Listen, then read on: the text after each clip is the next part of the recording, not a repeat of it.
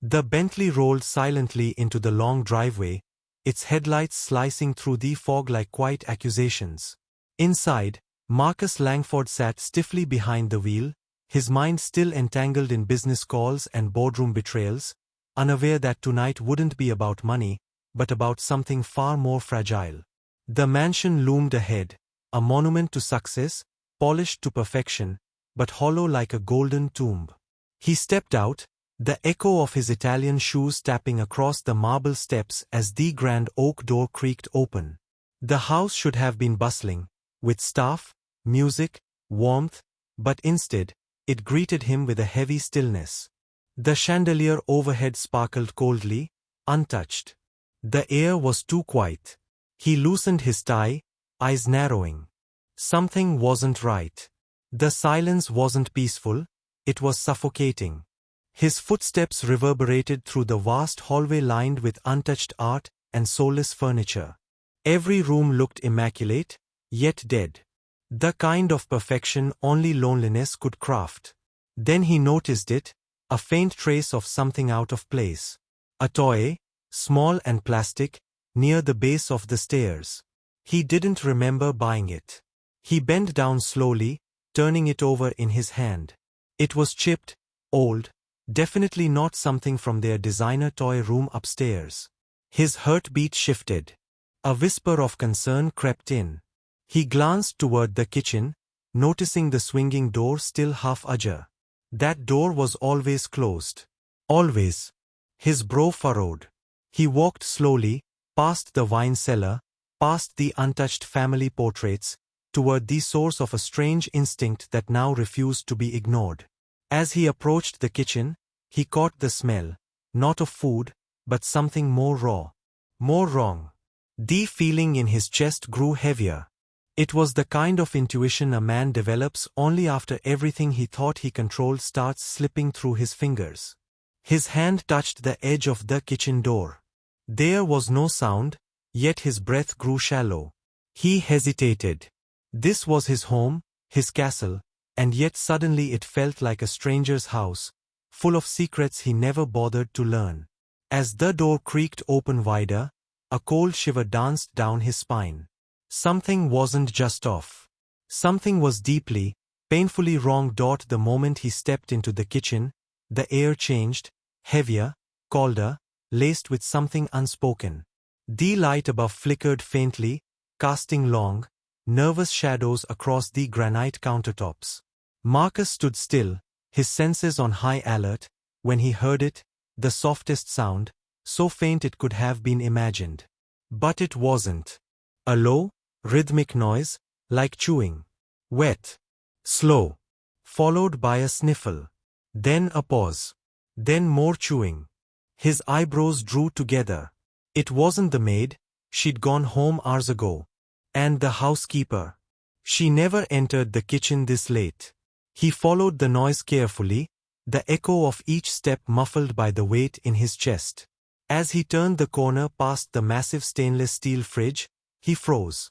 In the far corner of the room, barely visible under the shadow of the island table, sat a small figure crouched on the floor. His breath caught. It was a child, his daughter, his adopted daughter, Amara. She didn't look up. She was hunched, her arms wrapped around her knees, her face half hidden in darkness.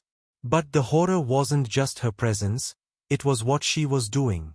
Her tiny fingers were scooping something brown and lumpy from the dog's ball, and placing it in her mouth. Marcus felt his stomach twist, disbelief battling rage and hurt break. "Amara?" he said, voice hoarse and quiet, almost hoping the shadows had tricked him. But she looked up. Her eyes were wide, startled, not with guilt, but fear. Her lips trembled, smeared with something no child should ever have to taste. She didn't speak. Just stared, like she'd been caught in a world she didn't belong to. Marcus took a step forward, but she flinched. That single movement, so small, yet so telling, struck him harder than any boardroom betrayal ever had. He scanned the room in panic, the pantry full of untouched food, the fridge stocked with gourmet meals, the countertops lined with fruit, untouched and glistening under designer lights. And yet she had chosen, or been forced, to eat like this. The silence between them screamed louder than any confrontation. Marcus knelt down slowly, his voice trembling now. Why are you doing this? And that's when she whispered a sentence that shattered everything he thought he knew. Because no one said I could have real food.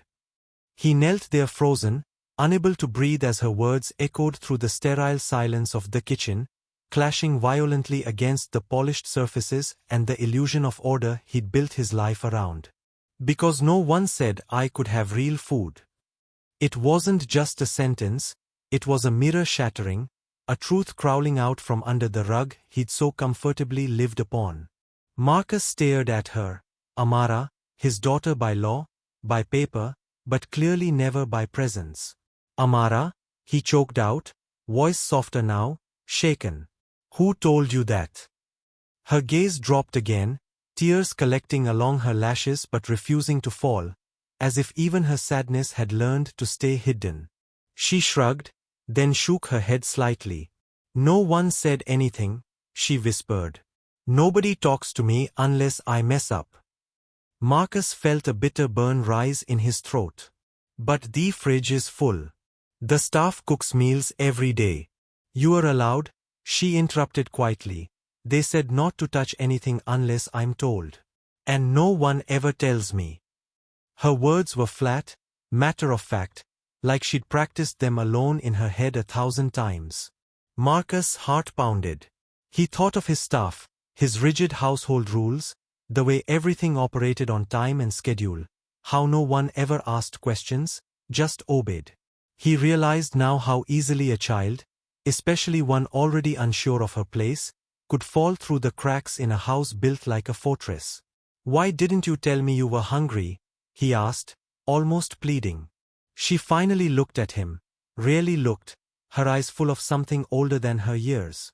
Because I don't think you'd listen, she said simply. And there it was.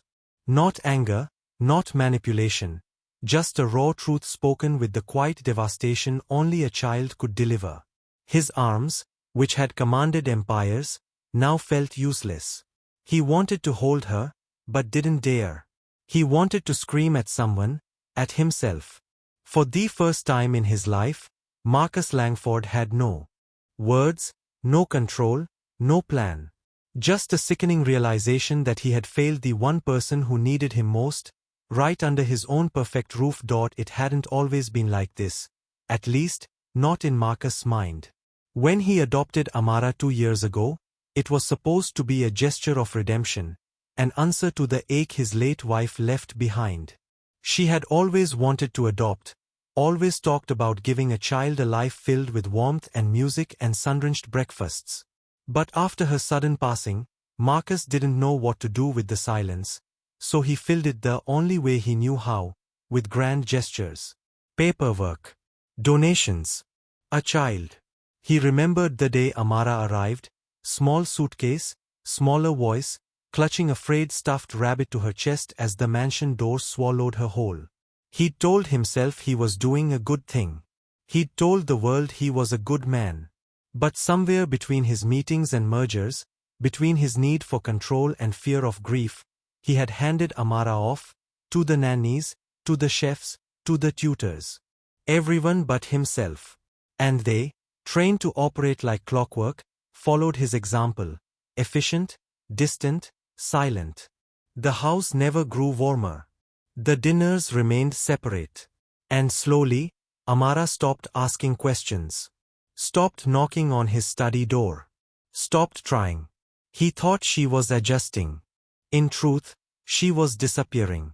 Every photograph on the wall had his name, his legacy, but none had her face. Every room in the mansion had her things, but none had her presence. He'd missed the signs, the untouched plates, the shortened conversations, the way she always waited to be told she mattered. And now, as her whisper haunted his ears, Marcus saw it clearly. She wasn't just eating dog food. She was surviving in a house that had never welcomed her. A house that, while filled with chandeliers and security systems, had made a little girl feel more invisible than she ever had in the foster system. He remembered the caseworker's warning. She's shy, but she listens. Be present. He hadn't listened. He thought providing was enough. But now, faced with her quiet suffering, he realized he'd built Amara a palace, but never gave her a home. And that failure, that wound, didn't just belong to her. It lived inside him now. Marcus stood there, the cold floor biting through the soles of his shoes, staring at the child he had promised to protect, and every illusion he had about himself shattered like cheap glass. His mind tried to search for excuses, business obligations, grief, timing, but they all crumbled under the weight of Amara's simple truth. He had failed her. There was no denying it, no spinning it into a PR miracle, no donation to erase it. His daughter had been living like an unwanted ghost, afraid to touch a piece of bread in a mansion overflowing with food, and it was his fault. The weight of that truth pressed down on him with a violence he had never known. It was worse than any corporate defeat, more crushing than losing $1 million deal, because this was personal, and it was real, and there was no undoing it. Marcus saw himself clearly for the first time, a man who had built walls so high even his own child couldn't reach him, a man who could sign billion-dollar contracts but could not look a little girl in the eye and tell her she was safe. As Amara looked at him, her face smeared and hollow, he saw the price of his neglect. And it broke him. He wanted to gather her up and apologize 1,000 times, but he knew words would mean nothing. Actions, real actions, had to come first. The questions that flooded him were endless. When had he become so blind? Why had no one in the house told him? How many moments had he missed while chasing ghosts of success? A surge of shame pulsed through his veins, unstoppable. His hands trembled, reaching for her but falling short, because he didn't know if he deserved to hold her yet. Marcus felt smaller than he'd ever felt in his life. For a moment, the mansion felt like a tomb again, expensive, lifeless, echoing the mistakes of a man who thought love was something you could outsource. He looked at Amara, her eyes so painfully honest, and vowed in his soul that he would change. This time, no matter what it took, he would learn to be the father she needed, not just the man who signed the adoption papers. The next morning, before the staff arrived and the day could slip back into its robotic rhythm, Marcus stood in the kitchen barefoot, wearing a wrinkled hoodie he hadn't touched in years and staring at the open fridge like it held the blueprint to redemption. He didn't call the chef. He didn't order anything in. He simply grabbed eggs, bread, and a skillet, and began to cook, clumsy, slow, burning the first few attempts, but refusing to stop. The scent of something real and human filled the air, unfamiliar in its warmth. He set the table for two, no silver platters, no polished centerpieces, just plates, juice, and folded napkins. Then, with a quiet breath, he walked upstairs and gently knocked on Amara's door. There was no answer.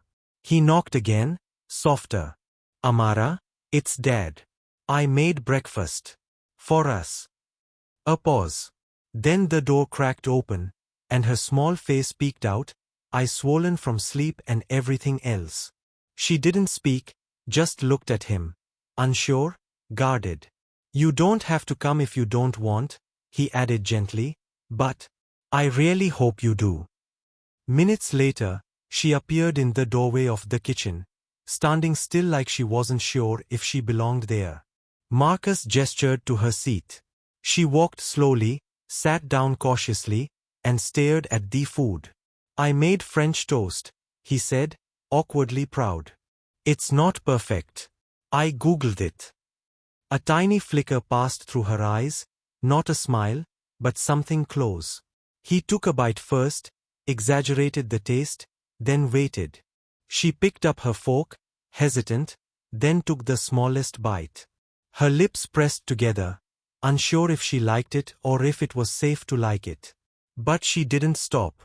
They ate in silence, but this silence was different, not cold, not distant, just fragile, like the space between two people rebuilding something broken. Marcus didn't rush her, didn't fill the quiet with nervous chatter. He just stayed present, watching every movement like it was the most important meeting of his life. And in that stillness, something shifted, not enough to fix everything, but enough to begin. He didn't need her forgiveness yet. He just needed her to know he was finally here. The kitchen had never felt so alive, not because of noise or movement, but because of what hung in the silence between them. Something unspoken, something slowly thawing. Marcus watched Amara as she quietly chewed another bite of the soggy but heartfelt French toast, her legs swinging gently beneath the chair, her fingers still tense around the fork like she expected someone to scold her for using it. He didn't speak, just took slow bites of his own food, letting her set the rhythm. The sun poured in through the tall windows, touching her braided hair with a soft golden glow, and for the first time since she entered this mansion, Marcus truly saw her. Not the silent figure in his periphery. Not the photo he forced into holiday cards. But the little girl with pain tucked behind her lashes, and questions stitched into every quiet glance. "You like books?"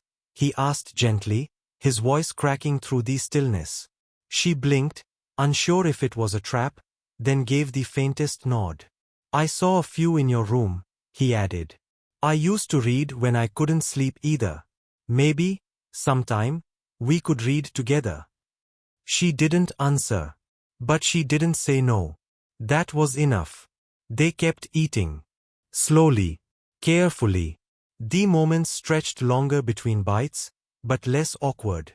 Marcus found himself watching her mannerisms, how she glanced at his plate to mimic how he cut his toast, how she wiped her mouth after every bite like she was afraid of making a mess. So much discipline. Too much for a child. "You don't have to be perfect here," he said suddenly, gently. She looked at him, surprised. "Not anymore," he added. Her eyes didn't soften, but they didn't harden either. She looked down and took another bite. They didn't speak much more, but something passed between them, not forgiveness, not yet, but recognition. He was learning her. And she was watching to see if it was real.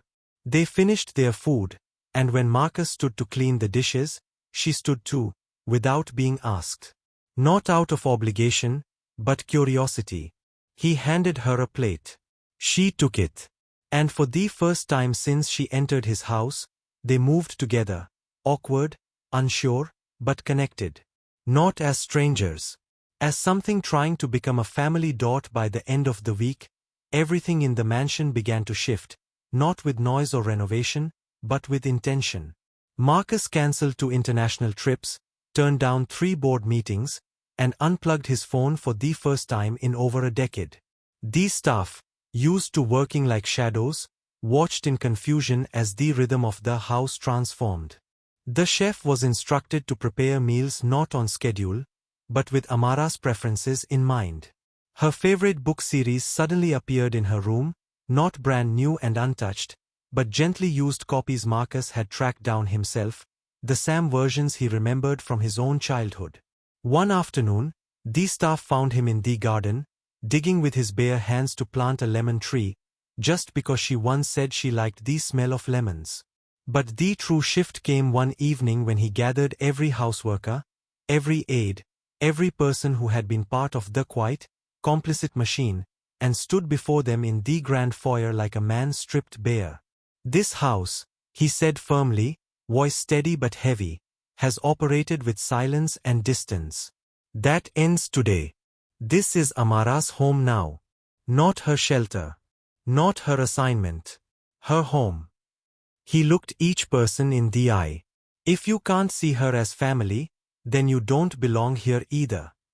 No one said a word, but something in the air cracked open, like the house itself exhaled for the first time. Amara watched from the top of the staircase, peeking through the railing, her small fingers wrapped around the wood like it was her anchor. Marcus saw her. He didn't call her down. He just looked up, held her gaze, and gave a small nod. A promise, unspoken, "You matter. Always." That night, she found a note tucked under her pillow in shaky handwriting. "Tomorrow is pancakes. With blueberries. Just us. Love, Dad. She didn't smile, not fully, but she held the note to her chest and lay down with something in her heart that hadn't been there before: safety. And as Marcus sat outside her door that night, just in case she woke up afraid, he knew one thing for certain: this would never happen again. Not on his watch. Not in his house. Never again.